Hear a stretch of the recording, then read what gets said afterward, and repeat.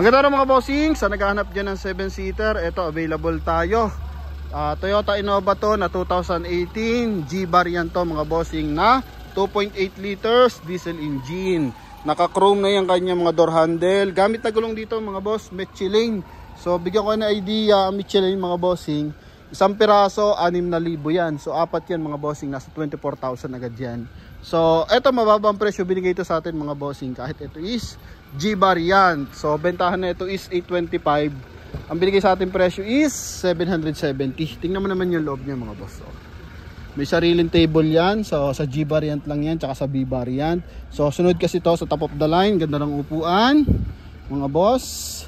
Zebra type. Then armrest. Ceiling yan mga boss. The best yan oh. Diba? Panalong panalo ko sa ceiling ng G-variant. So ito mga boss, para sa mga interesado, ito na. Okay, so binigay na sa atin ng mas mababang presyo. And syempre mga bossing, may mga issue to. Declared natin mga boss. So ito po is 2018 Toyota Innova G na manual transmission, 2.8 liters na turbo diesel. So ito yung kanyang front area. Pagdating sa headlight mga bossing, wala tayong worry, maayos ang mga headlight. Tsaka pag light mga boss. And bigyan ko ng ka-idea, pag G-variant mga bossing, naka-chrome yung kanyang front grille. Yan, so madaling pagkakilanlan niya kasi pag nasa labas ka, connected yan dito eh. Okay, connected yan dito mga bossing. Then dito gray, then sa baba is polish black. Yan, ganyan po pag G-variant. Then same time sa side is naka-chrome yung kanyang door handle. Yan mga bossing. Etong housing ng fog light mga bossing is naka-chrome na rin. Then eto mga boss is I think R16 to eh. No?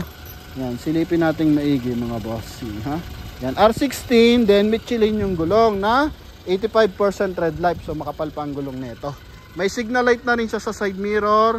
Meron din siya rin visor, naka-sharp antenna. So wala man tayong mga concern about sa pinto. No, functional naman yung kanyang mga window. Ito lang. Yung mga ganyan siya. Okay, may mga dots na yan. Yan, mga bossing. Hiwa-hiwalay na maliliit.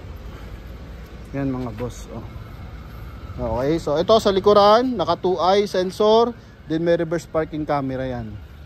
So yan yung sa exterior niya mga boss. Oh. Ganda ng kulay na ito mga bossing. Yan, so walang tamang headlight. Tsaka fog light. Ending na ito is 6. So coding na ito is Wednesday. So pasukin natin sa interior mga boss. Ganda ng timing ng makina tsaka ng transmission na ito mga boss. Wala tayong worry dyan. Ito yung kanyang door panel. So mapapansin mo sa kanyang door panel, polish black. Yung kanyang siding, chrome. Then naka power fold. Yung side mirror mga boss. Then naka power adjust to mga boss. Yan, naka power adjust magkabilang side. So issue, siguro nakikita nyo naman, ito yung ating steering wheel. So nagbackback na siya mga bossing. Pero papagawa to ng dealer. So pagbalik nyan mga bossing, pag nakita nyo ulit to by the next vlog or sa ating pagre-release, so makinis na to mga bossing. Okay, in-schedule na lang siya sa upholstery. Then yung kanyang dashboard, so maganda, may wood accent dito, connected dito sa kabilang side hanggang doon mga boss. No, and same time naka 2D audio system. I think in-upgrade na to Android. So naka-Android na to mga bossing. Then manual transmission. Yan. Okay, 5-speed manual transmission to mga boss. Naka-voice command to para do sa ating 2D audio system. Original mileage 74,000 26 mga bossing. Ganda ng panel, di ba? Ganyan pag G-variant. Upuan, eto, kinis na kinis mga bossing. Yan. So hindi pa siya masyadong lundo, Zebra type yan, oh. May armrest na rin. Presentable, tsaka liner sa taas mga boss. Oh, tingnan pa natin dito sa second row para mas maganda. Yan. So yun nga, bungad natin kanina, may armrest, may sariling table. So lahat yan detachable. Okay, pwede mo i-detach para makuha mo yung space mga boss. Yan. Then door panel, eto. Okay. Then aircon ventilation dito, tsaka dito sa likuran meron mga boss. Maganda lang dyan is meron siyang LED lines sa kanyang mga bossing dito sa kanyang ceiling. Yan, para ka nasa eroplano mga boss, oh. Gara, di ba? Ito, oh. Yan, then pagdating sa kabilang side, ganun din sa front area. Yan mga boss. Yan. Okay. So, features yan ng ating Toyota Innova. Ito naman sa likuran. So, dito sa likuran, may extra siyang headrest para dito. So, ito kasi is good for 7 to 8 seater mga bossing. About sa aircon ventilation, abot hanggang dulo. So, tatlo talaga yan mga bossing, ha? Yan. Okay, then ito, nagtatumble to mga boss. No, nagtatumble to. Sinasabit siya dito mga bossing. Okay, so yun lang. Hindi natin maano kasi yung kamay natin. Hindi natin siya masasabit. No, ito. Yan. Okay, pero dapat masasabit natin kasi ito, meron siyang pang-lock mga boss. Okay, so ganun yan. Paside yan mga boss. No, kaya mapansin mo, yung Innova minsan may takip siya sa gilid. So yun po yung kanyang mga upuan. Ganito mga boss. 0.5 natin. Sa kabila naman, ito. Yan. Mga bossing. So, yung bagahe, sa gitna. Ano po? Yan. Lock lang natin. Presentable. Kita mo naman, di masyadong gamit yung unit mga bossing. Kumbaga, kung ito ay bugbog mga boss, ito punit-punit na yan. So, nakikita naman natin, ano lang yan mga boss, possible walang parking to. Kaya nagputok-putok yung kanyang leather sa sa kanyang steering wheel mga bossing. So magpuputok-putok talaga yon kasi leather yon mga boss Okay. Then ito, kabilang side.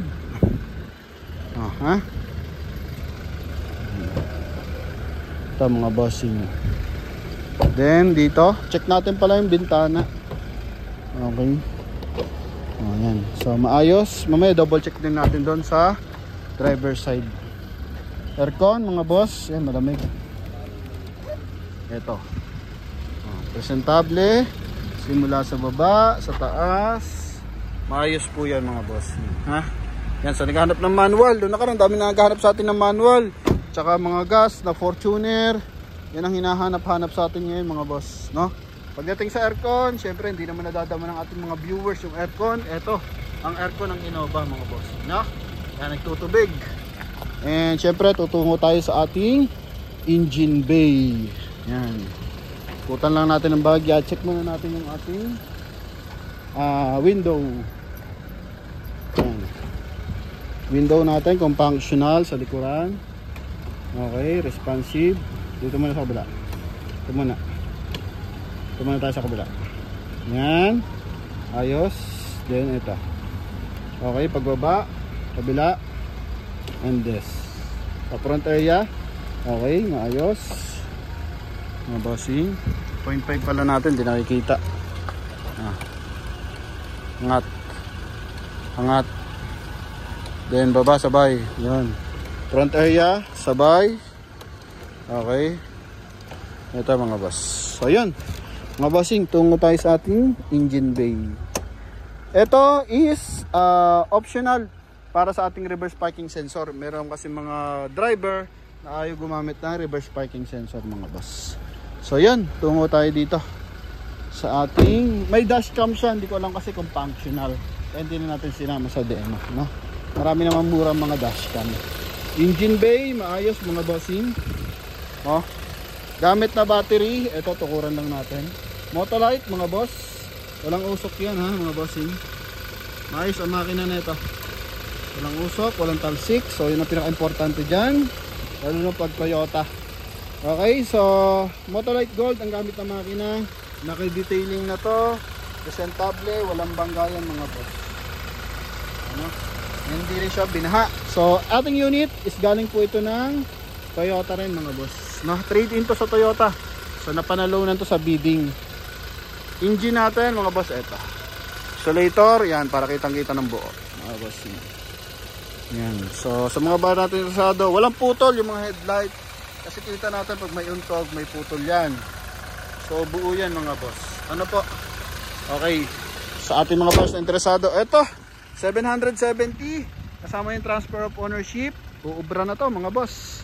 Yan. So thank you sa ating mga viewers and buyers. Bye bye.